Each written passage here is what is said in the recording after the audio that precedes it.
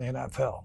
One of them is draft picks, and the other is the financial, because every team is limited to the same amount of resources to spend.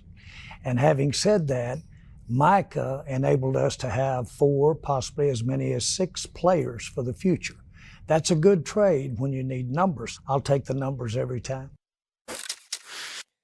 Mad Dog, do you think Jerry's getting too much criticism for the Micah trade? I don't like to support Jerry because I think he's overrated, but I'm going to disagree with my little buddies over here. The idea that somehow, some way he got fleeced. What?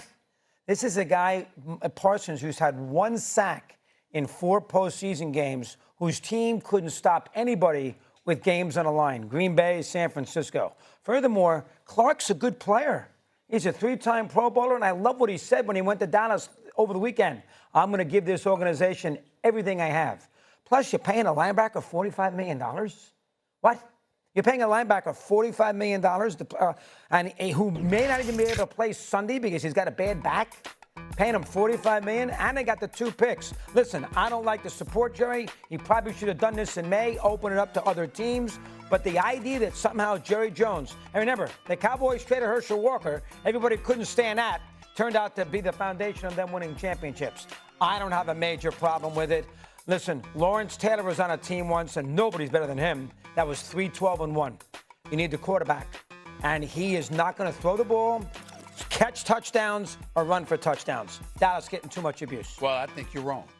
No surprise there. The fact of the matter is that when you think about his age, that's what we have to take into consideration.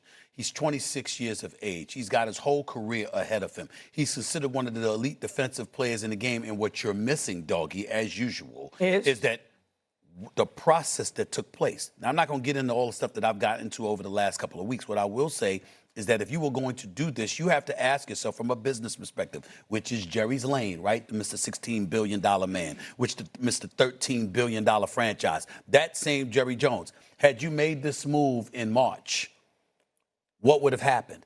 The floodgates would have opened up and you would have had a bevy of additional assets. These are basically tantamount to second-round picks. These are late first-round picks at best. We all know that Green Bay is a title contender. This ain't the NBA draft where you got ping pong balls to throw into the lottery and you can end up with the number 1 pick in Cooper Flag like the Dallas Mavericks did after letting Luka Doncic walk out the door, okay?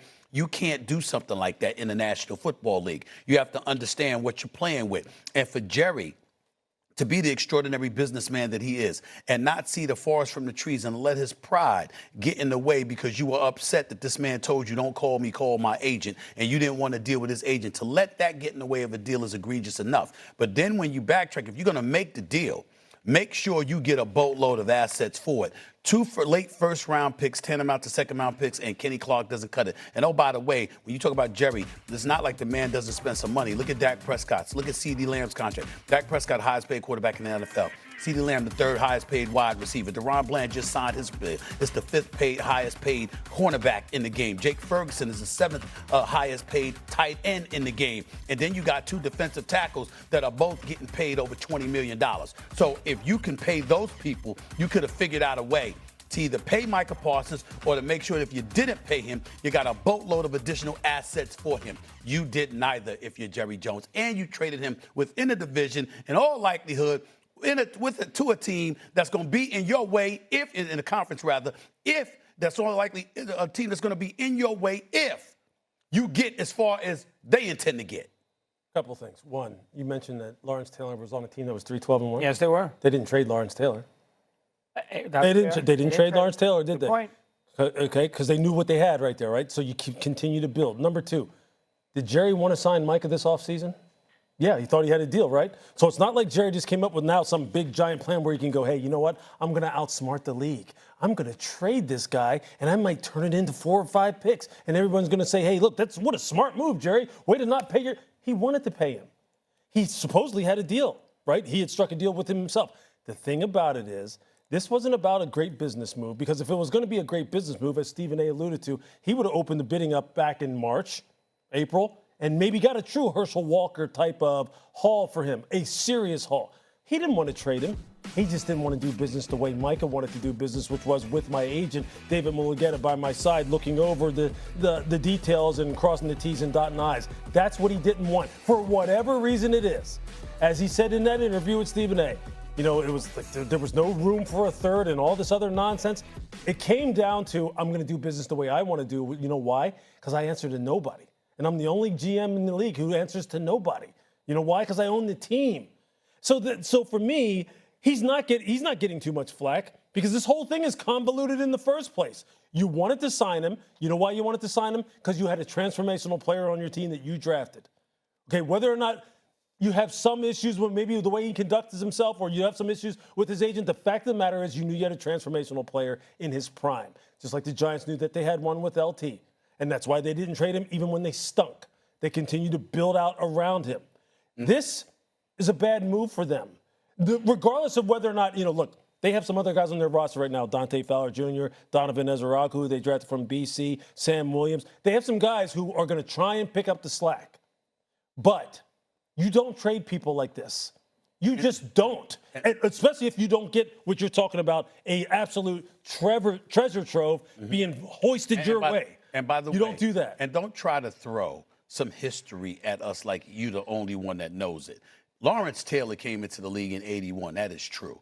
All right? If you remember, the next year they only won 4 games. Ray Perkins was their coach. And the year they went 3-12-1, Bill Parcells was a rookie head coach. Correct. So again, there was changes in everything that was transpiring within the New York Giants. The very next year, they went to the divisional playoffs in Parcells' second year, and then all of a sudden their run began. So let's not forget that part, okay? As you I made a point. They were 3-12-1, and LT was on a team. But he's on a team. But you're, like Louis Riddick said, he wasn't traded because you knew how valuable he was. You can't look at one play and say, oh, it doesn't matter. What would the Giants have been without Lawrence Taylor?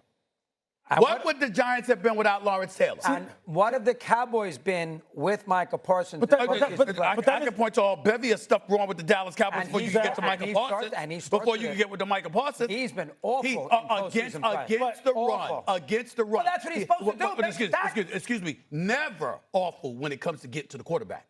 They has never been accused of that. And what was Lawrence Taylor's specialty? Well, as great as he was. Well, he can do everything, but getting the QB. What was it? Getting to the QB instilled fear in the opposition. Fright night having to deal with that man because you knew he was coming for your quarterback. That's Micah Parsons' specialty. There is zero excuse for trading him. There's zero. You pay a guy $47 million to be a linebacker, Lewis? You wouldn't have had to pay him. You wouldn't have had to pay him $37, $40. It takes up a lot of your cap space. You're right, it does. That's the price of doing Max business. Crosby got 35. Good players. TJ Watt got 41. Good players get paid. Myles Garrett got 40. And how have the Browns and the Raiders been paying these guys all this money? Have they been good? They just paid them this offseason. Well, Peter, the first one is for you. Give me a reason the Jets can upset the Steelers Sunday at 1 Eastern. I think they can take the air out of the ball and they can knock Aaron Rodgers around. That's a really good defensive front, and Aaron Glenn has been preaching discipline, hard-hitting toughness on defense the entire training camp and off-season. I think that this guy is going to get booed to high heavens in MetLife, and I think they're going to want to hit him. I think Rodgers might have a tough day in MetLife in his great return. You think so, Lewis? Yeah, I think it's going to be a grind. I don't think it's going to be easy, but I do ultimately think